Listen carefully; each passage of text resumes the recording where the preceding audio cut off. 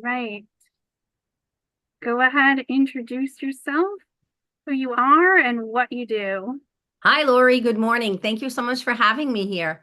My name is Gina Johnson, and I am a holistic business and life coach. And I work with entrepreneurs from the inside out, primarily spiritual based entrepreneurs, helping them design, launch, and grow a successful business. This is what I do. And as I said, I like to take the holistic approach to it. No two businesses are coached the same way. That's great because I think sometimes people look for those cookie cutter things like this is definitely going to make you successful.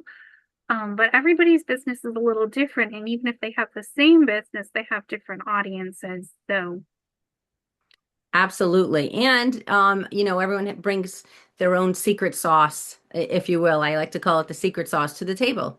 And so we're like snowflakes. so how did you get into doing that? Well, in college, I loved marketing. It was always my favorite class. But I was also very, very passionate about cooking. And so I was a chef up until I was 40. And all I ever wanted to do was be a chef. And then I don't know, something changed, but I had my own business. I dabbled in the entrepreneurial world, doing a lot about women's empowerment type of workshops and personal development.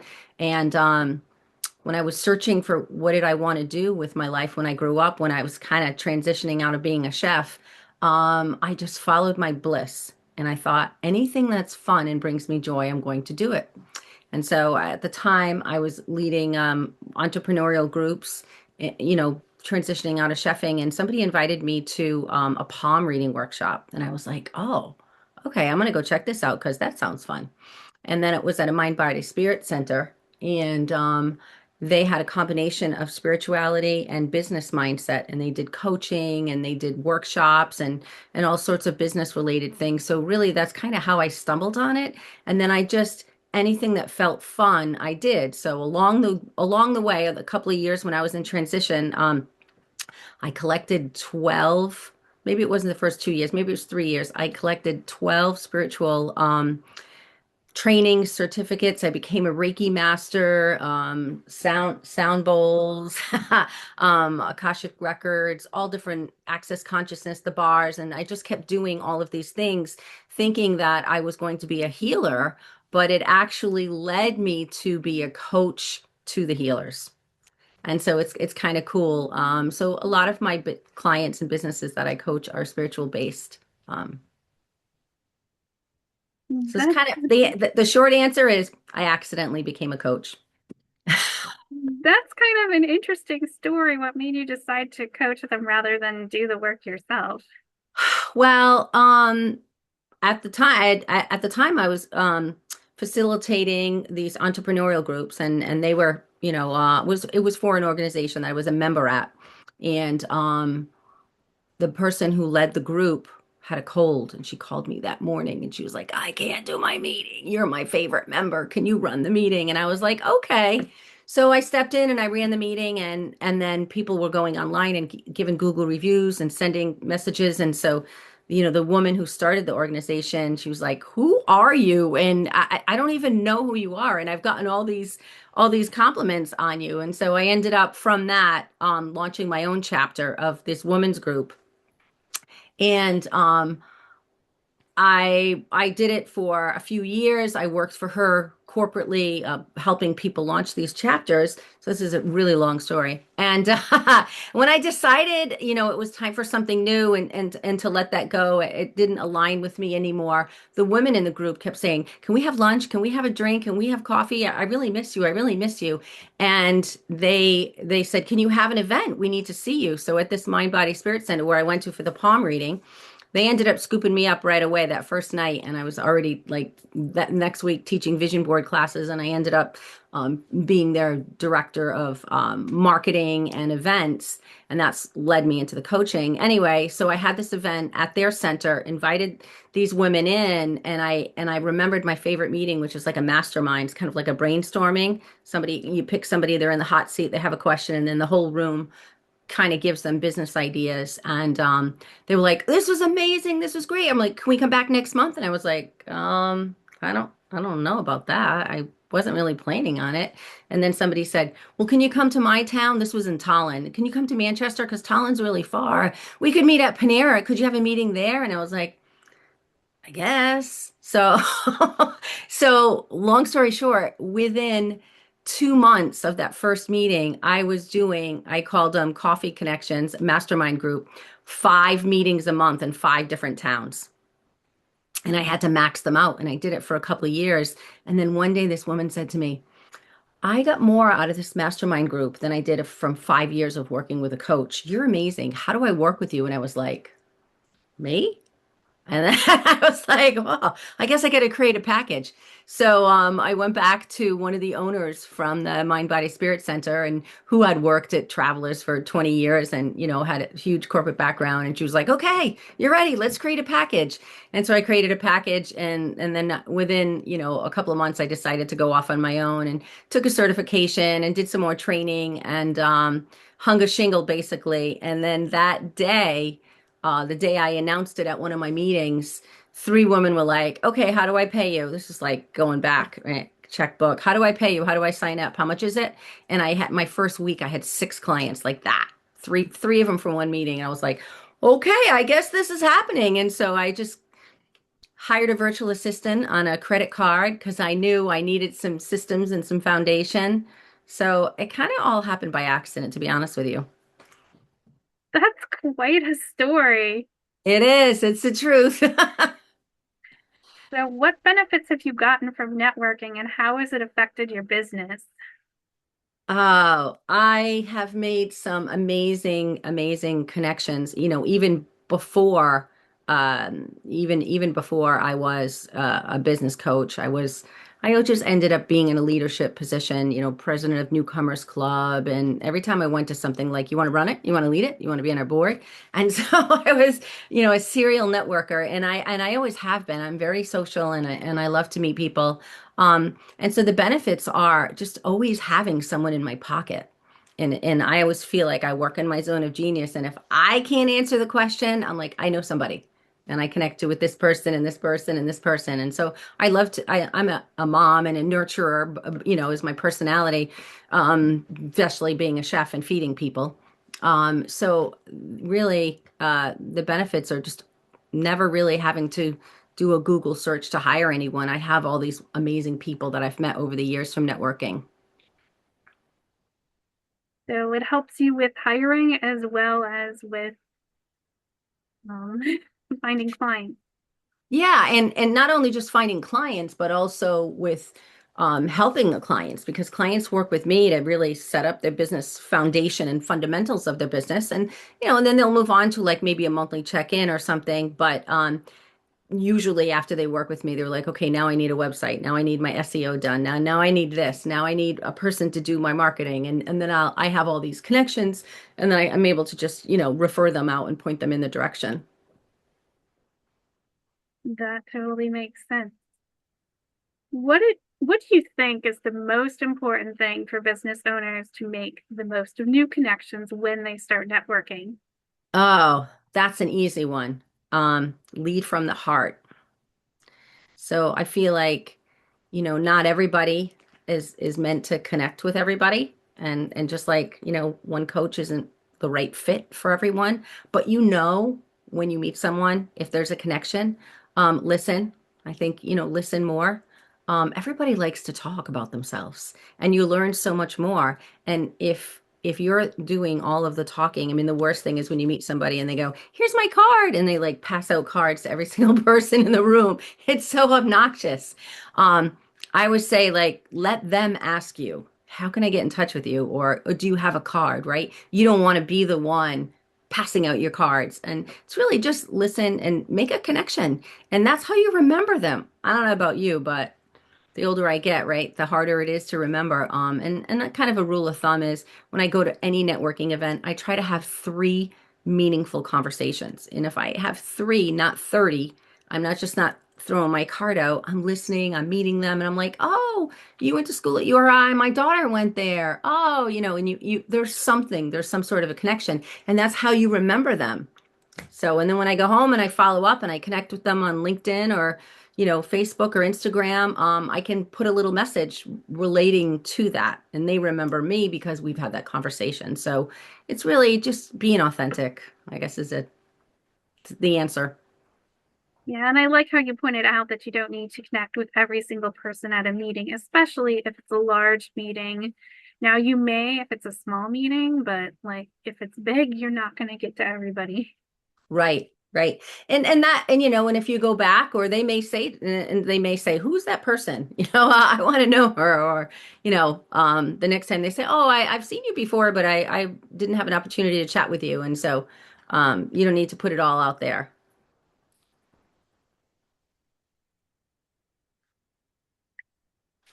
I know you mentioned you're more extroverted. How does that affect the way that you Can you network? tell? Yes. Well, I've been told I have a magnetic personality. And so I think I started working out. I started babysitting when I was 11 years old, and I started working in restaurants when I was 13. Believe it or not, they let you work at a restaurant when you were 13. And I realized way back when, and that was always my personality, the friendly you are, the more, right, engaging. And so I kind of, I think I got my networking and I don't know, being an extrovert on from realizing that you get more tips the more, right? I could drop when I was a waitress, I could drop food on someone and forget their order, but as long as I was extroverted and fun and friendly, and I think it's just not an act, it's the truth. It's really who I am, because if you're pretending to be an extrovert and you go to events, it drains you, right? And that's always an indication. So when I go to events, I'm really excited and I'm on fire because I love talking to people and learning about them and meeting people. Whereas I have had many clients that go to these events and they're like, "Oh, I can't." Sometimes they walk in and they're overwhelmed. They're better in small little groups where for me, the more the merrier. Yeah, I get that. And I work with a lot of introverts and I've also interviewed a lot and it's different, I've noticed, between the introverts and the extroverts and people who are maybe kind of more on the fence there because it's Mhm. gradient, it's not like a binary. So And also too, like you have to know my personality. Most of my clients are attracted. I attract all the introverts. I don't know why, but I do. All the introverts want to work with me. I think they want a little piece of me. Over the years, I've figured that out. But I love to be able to light them up and find the perfect networking event and the perfect venues for them, and then see them on fire, right? In their public speaking, in their making connections. They need that 6, 8 people coffee, right? Not walk into a room like I'm going to tonight at the Mystic Aquarium with probably 150 people. Like they just can't do that. So that's really empowering them because they feel there's something wrong with them. Oh, I don't like to network. I'm not good at it. I hate doing it. I'm like, no, no, no, no. You're just doing it the wrong way. You're not meant to be in big groups. So let's find your perfect little group that works for you and you vibe with the people and the feel of it. But most people they really don't get that piece of it. that totally makes sense. Do you have specific types of networking events or places you prefer that have worked well for you in terms of networking? So I am a member of 5 chambers. I know it sounds crazy, but again, I'm an extrovert and I love it. It's kind of my social life. To be honest with you, I like the woman's. I really prefer to work with women. I connect. I feel like I have a deeper connection. Women network differently, right? You can network with a woman and, 5 minutes later, I'm showing her my new bra from my bra fitting and talking to her about my teeth whitening strips, or like we just share everything where you'd never do that, networking with a man. So, and the chambers are both men and women, but I tend to go to more like I'm going to, Southeastern Connecticut Women in Business. I love that group. They're in Waterford, Connecticut, and it's all women, and I love it. So I feel like I connect better with women because I feel like they can be themselves, and it's a I don't know, like I said, it's just a different level. So the answer is I do a lot of different ones, different types of networking, primarily chambers, but a lot of women-led um, type of meetings. And I've also seen you in online events. So what events have you found work well for you there? Well, the opportunity to meet people that you wouldn't normally meet, I mean, especially during COVID. I was involved in E-Woman when I lived in Glastonbury. I was closer to Hartford where the meetings were in Manchester. And I was a member of this great organization called E-Woman, and it's an international, primarily United States, but definitely international. And I was able to go on these meetings at least once a week, and they turn their membership online. So I met women from all over the world. I had clients in California, in Ohio, all over that I normally would not have had an opportunity to meet. I mean, I love having local clients. Most of the time, they want to meet with me in person. But there's, it's a different area. And so it's kind of fun to go do some of the online. I don't do a lot.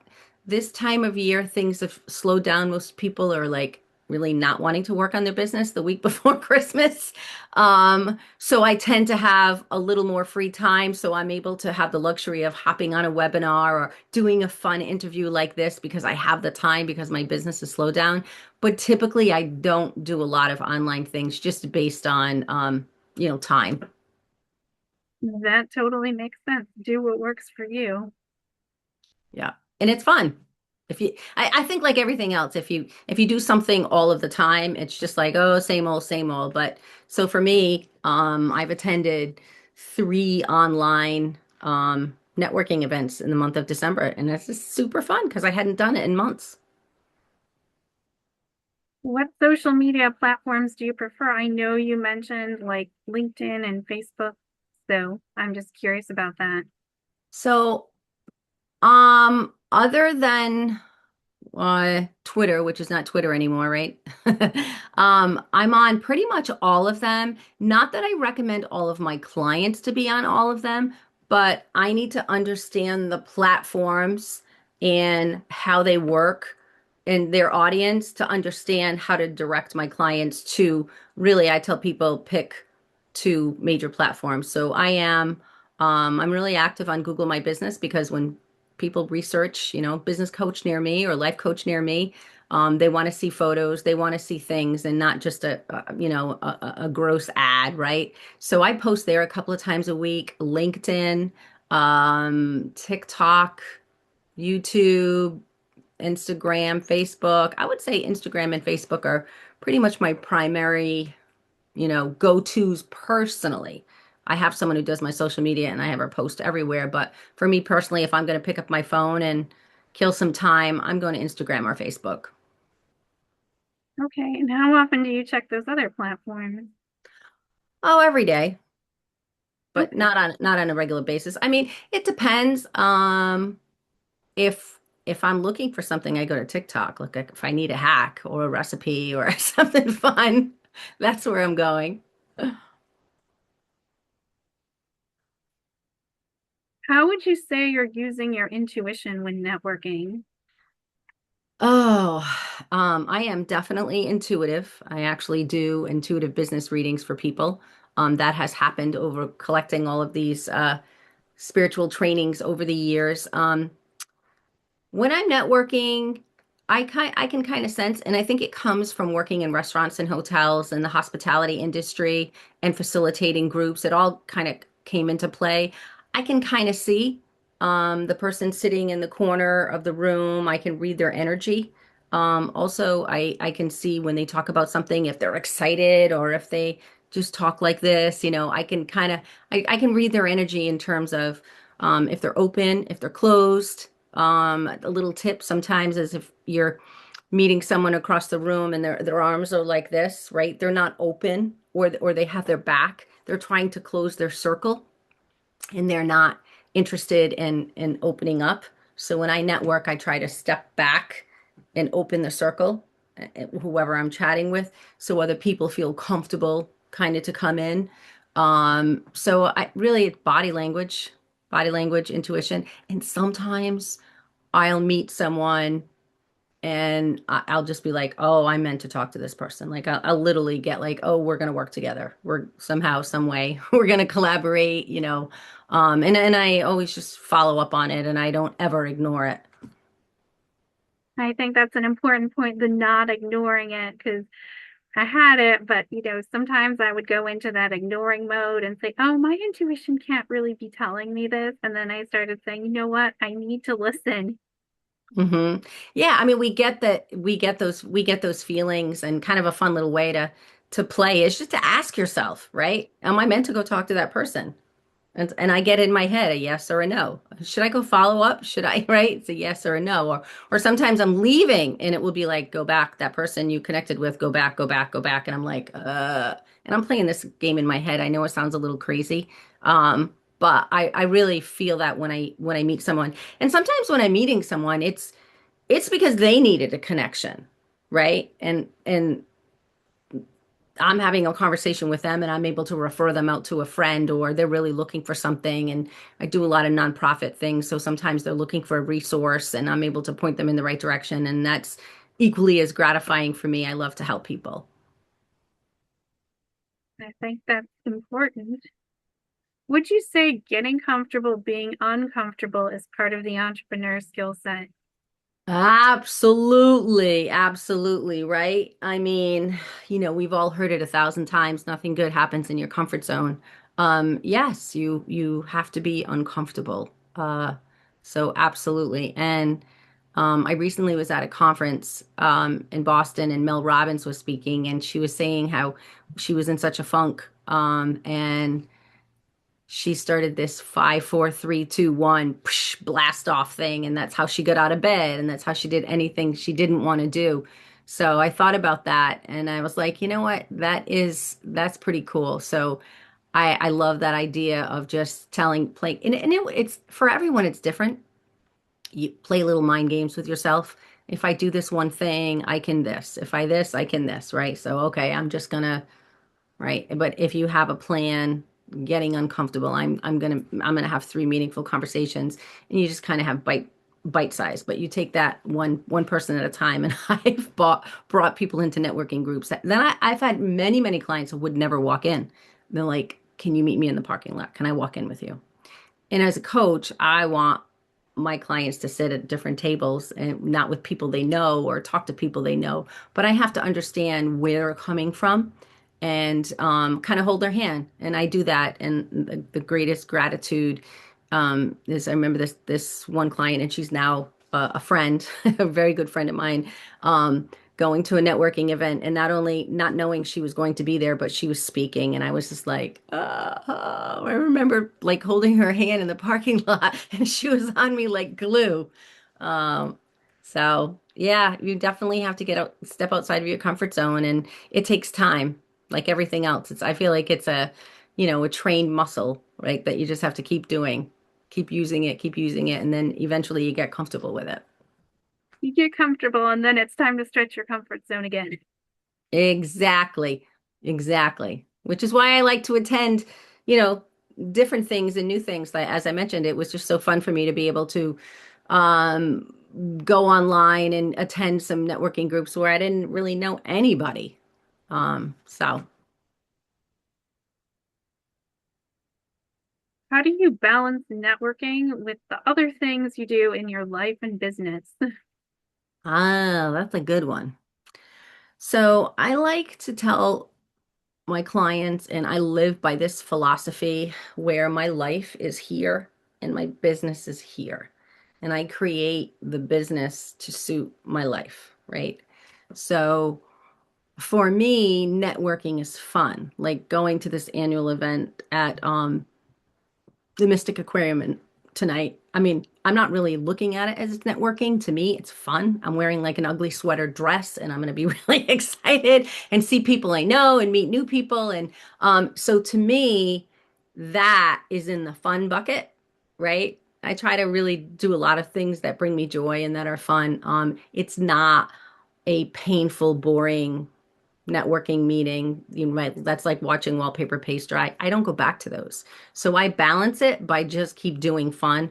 And I pick and choose. I actually do it at the beginning of the month. I have a business planners that I create and I have a whole monthly calendar at a glance. And I front load all of my networking for all of my networking for every group that I'm in, my five chambers and my two other women's groups, and then I lead a morning coffee in Waterford once a month, and I plug it all into my calendar, and then I look at it and I pick and choose. And then but first I put in my life. Oh, I have this night, this night. And then once I decide, maybe once or twice a week, depending what I have going on, I register and I highlight it. And only the highlighted ones are the ones that I go to. And I try to just go to one per organization per month. So that way I'm still top of mind. I'm still checking in with those people. And I miss things. So if I'm doing 3 evening things in one week, that's a lot. So I might try to do just two, but maybe I'll do a morning and I'll do a lunch, something like that. So you put them all on your calendars and then as it gets closer, decide which one to do? No, I decide at the beginning of the month. So Okay. I'll show you what kind of what it looks like. This is my planner that I create for my clients. And this is the whole calendar.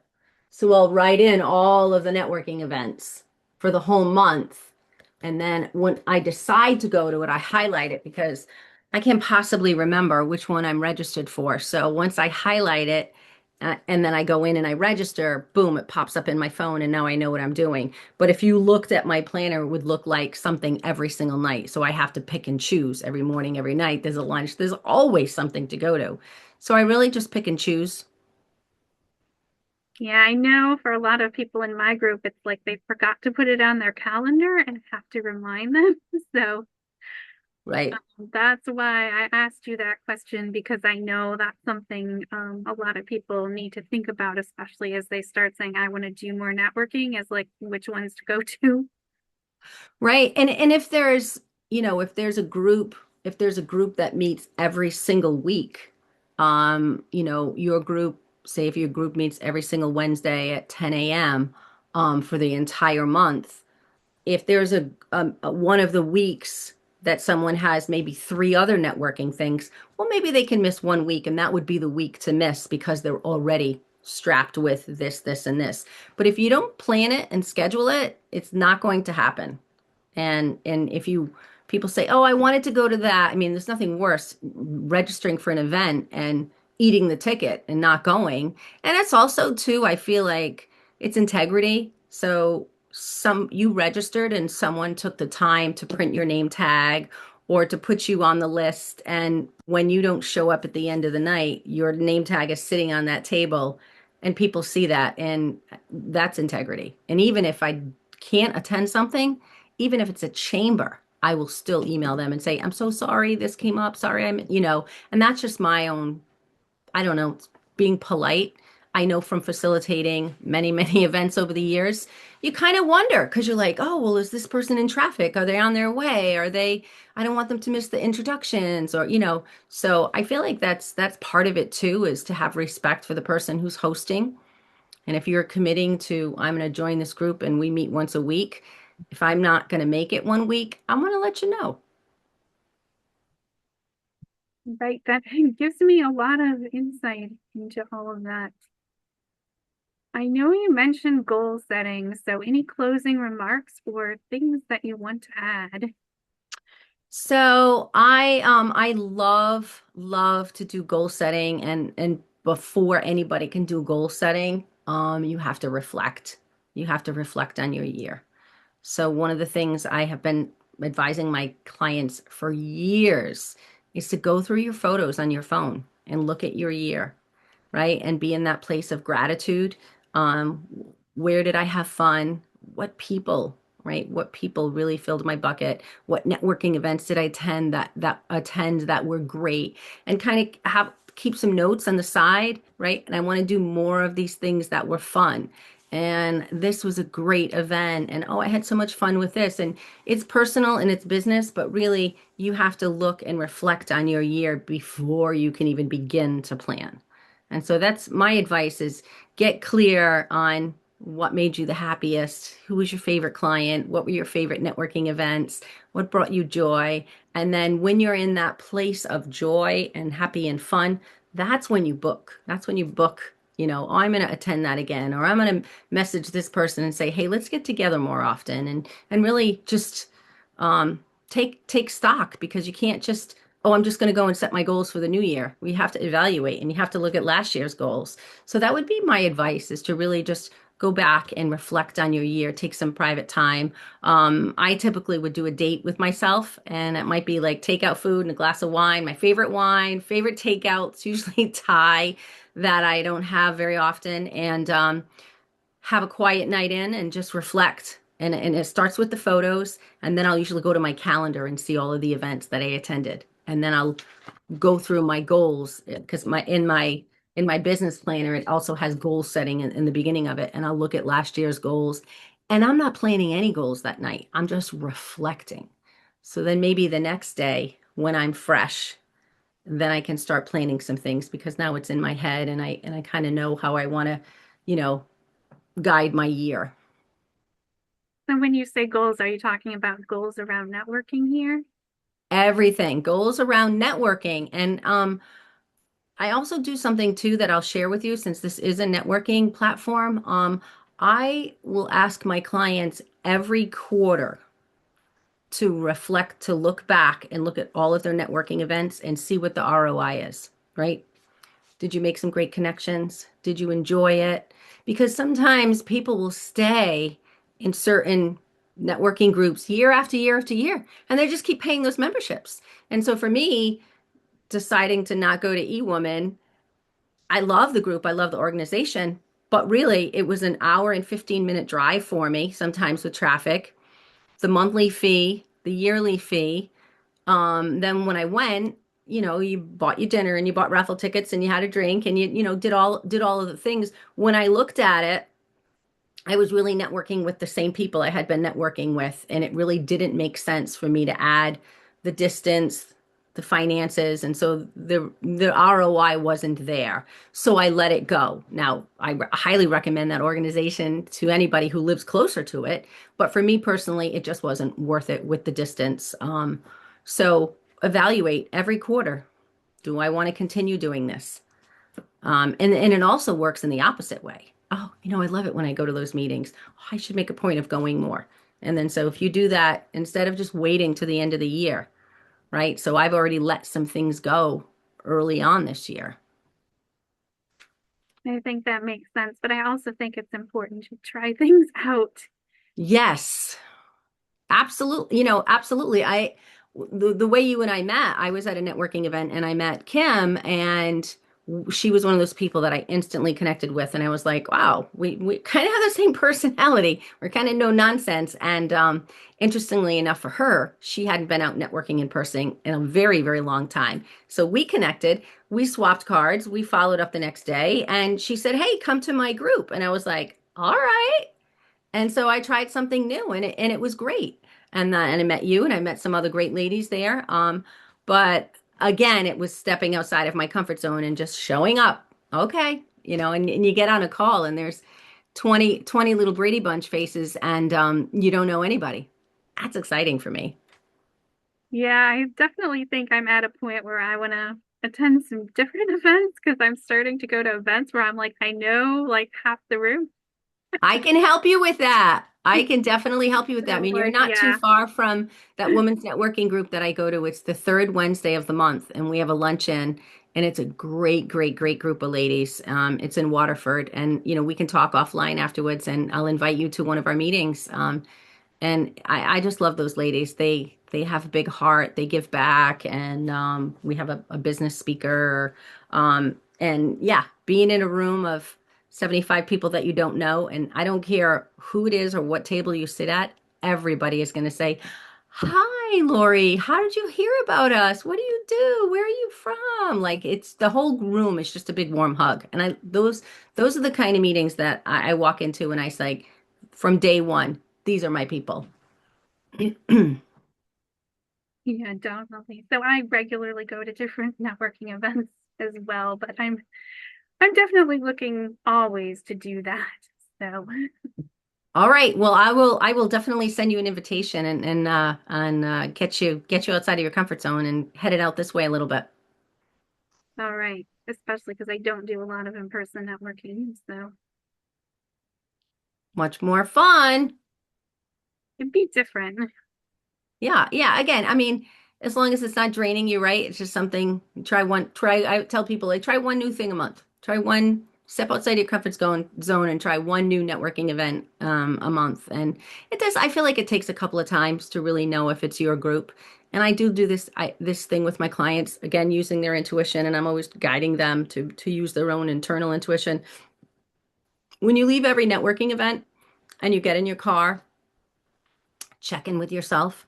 And on a scale from 1 to 10, where do you feel?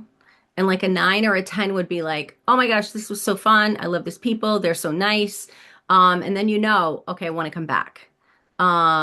Or if you're like a 3 or a 4 and you're like, it took me an hour and a half to get here. Nobody talked to me. Nobody was friendly. It was so clicky, right? Not so notice. And so I say like, give it one more chance, um, attend twice, but then make a decision. And if you're at a 3 or a 4, don't go back. If you're at a 9 or a 10, right? It's kind of like if it's not a hell yes, it's a no. Go back to the ones that make you feel really good because that's where you're going to have the best connections and new friends and what have you. Is there anything else you wanted to add to that? Because I know we talked about most of the things. No, I really, I guess that was kind of a good note to leave on is really check in with yourself, use your intuition and just decide on a scale from 1 to 10, where am I at? Am I coming back or am I not? All right. Thank you for having me. This was a lot of fun.